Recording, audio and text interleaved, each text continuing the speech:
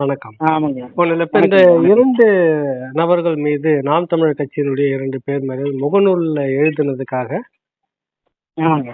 போலீஸ்ல புகார் கொடுத்து அவர் கைது செய்யப்பட்டாங்கன்றது. அந்த கைதி புகார் யார் கொடுத்தது? எதற்காக கைதுன்னு முதல்ல தெரிஞ்சுக்கலாங்களா?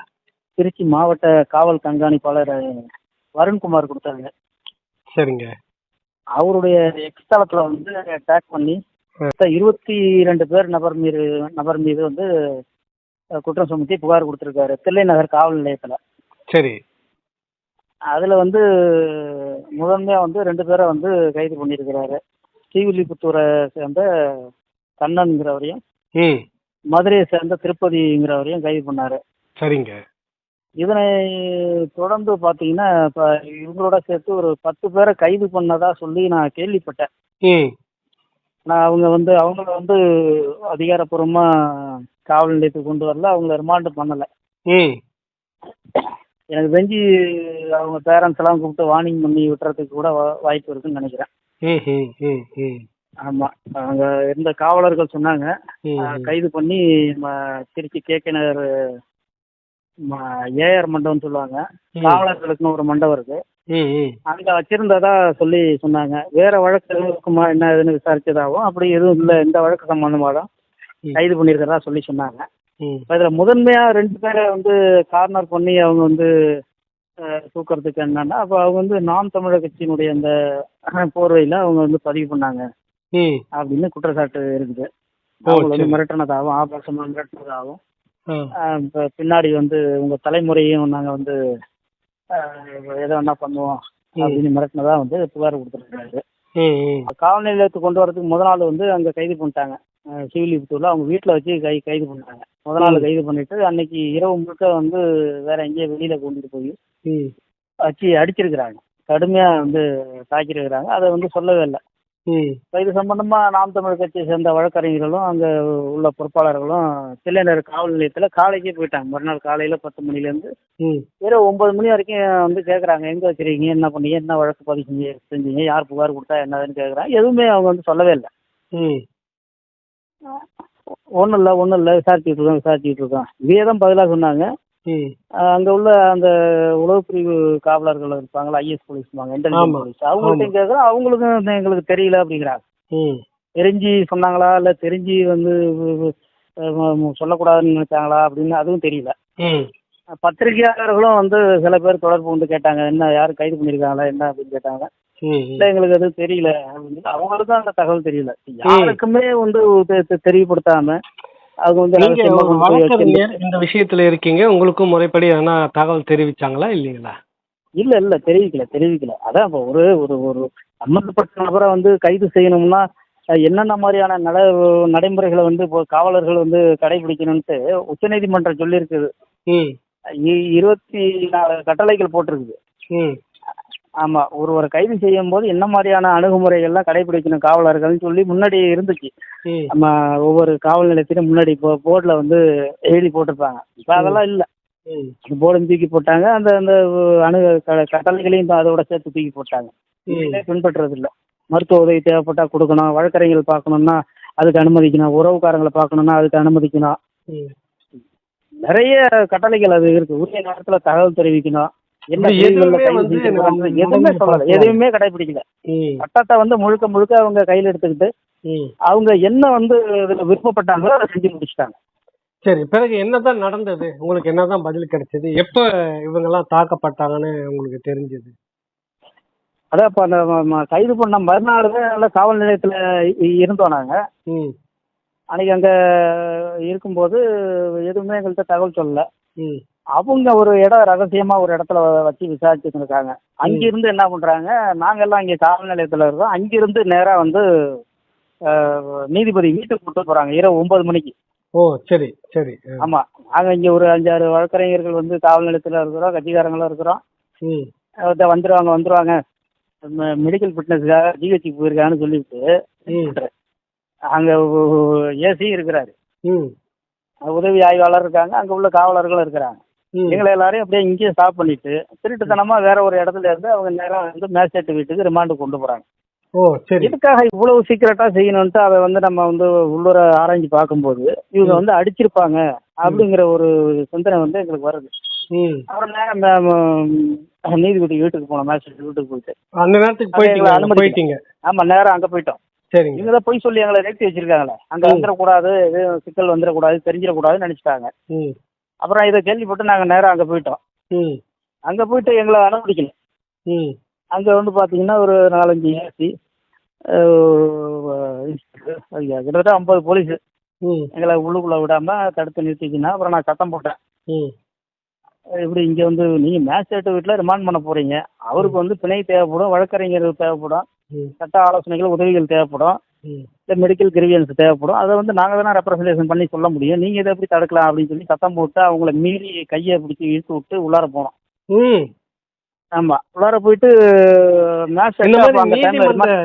நீதிபதி வீட்டுக்கிட்ட வந்து போலீஸ் வீட்டுக்கிட்ட, நீதிபதி வீடு எப்படின்னா நீதிமன்றத்துக்கு பின்னாடி இருக்கு நீதிபதி வீடு. ஆமா ஆமா ஆமாங்க.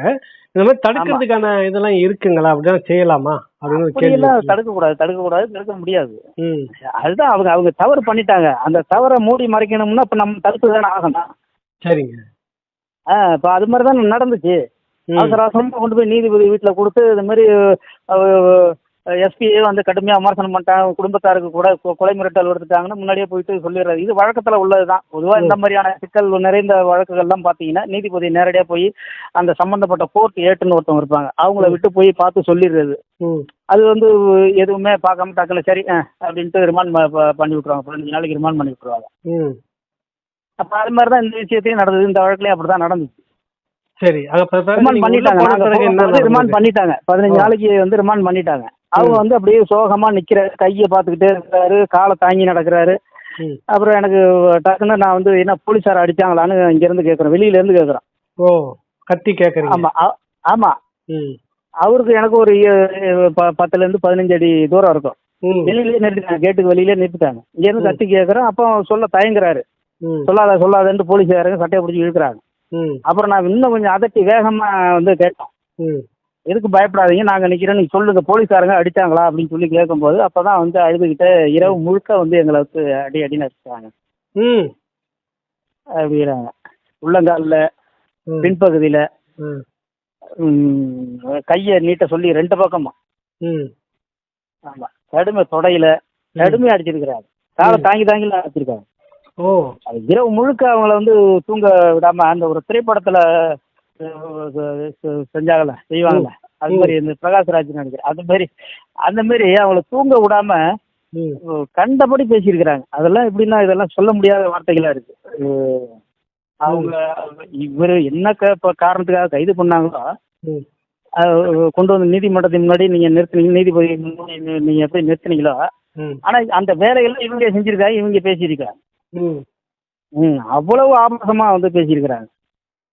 ஓ ஆமா, இது அந்த இடத்துல கைது. ஆனா இவர்களும் அப்படிதான் பேசி அடிச்சிருக்காங்க. இவங்களும் அப்படிதான். என்ன வித்தியாசம்? நீ என்ன சட்டத்தை காக்க வந்த காவலர்களா இல்ல நீங்க காக்கி சட்டை போட்ட ரவுடிகளா நீங்க? இதே அந்த இடத்துல கேட்டாங்க. நீங்க சட்டத்தின்படி எதை வேணா செய்யுங்கப்பா, சட்டத்தின்படி ஆதாரங்களை கொண்டு வந்து நிறுத்துங்க, உரிய ஆவணங்களை கொண்டு வந்து நீதிமன்றத்தில் கொடுங்க, எவ்வளவு தண்டனையோ அதுல உச்சபட்ச தண்டனையை வாங்கி கொடுங்க.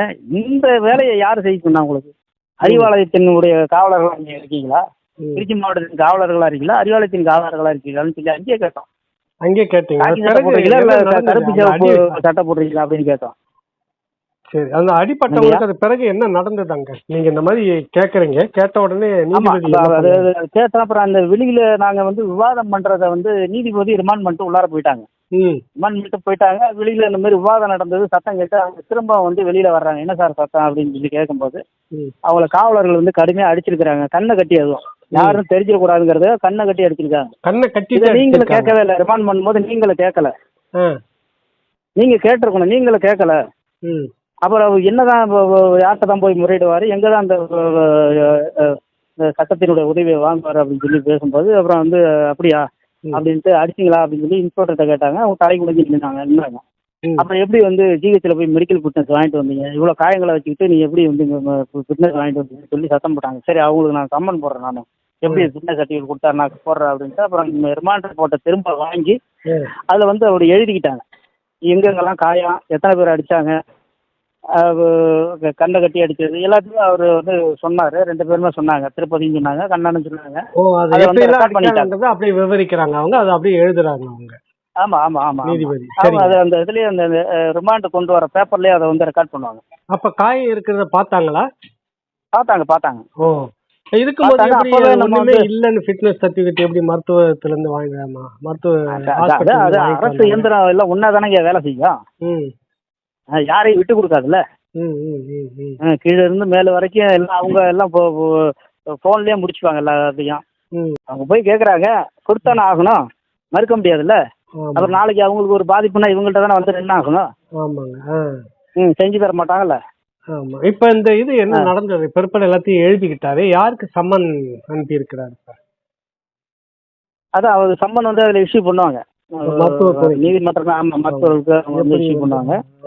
ஆமா, எப்படி இது மாதிரி ஃபிட்னஸ் சர்டிஃபிகேட் கொடுத்தீங்க, அது இனிமே வந்து விசாரணைக்கு தான் வரும். இப்போதைக்கு அவங்கள நம்ம வந்து அந்த 2 பேரும் பிணை எடுக்கிற பணிகள்ல இருக்கிறதுனால அதை நம்ம இப்போதைக்கு கவனம் செலுத்தல.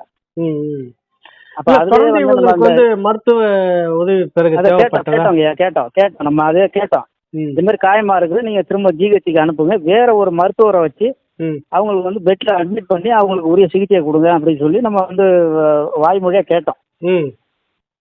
சரி சரி அப்படின்னு கேட்டுட்டு அவங்க வந்து இல்லை சார், அவங்க சிறையில் உள்ள அந்த மெடிக்கல் வார்டில் போய் அட்மிட் ஆகி அவங்க ட்ரீட்மெண்ட் எடுத்துக்கிட்டோம் அப்படின்னு சொல்லி ரிமாண்ட் பண்ணிட்டாங்க திரும்பவும்.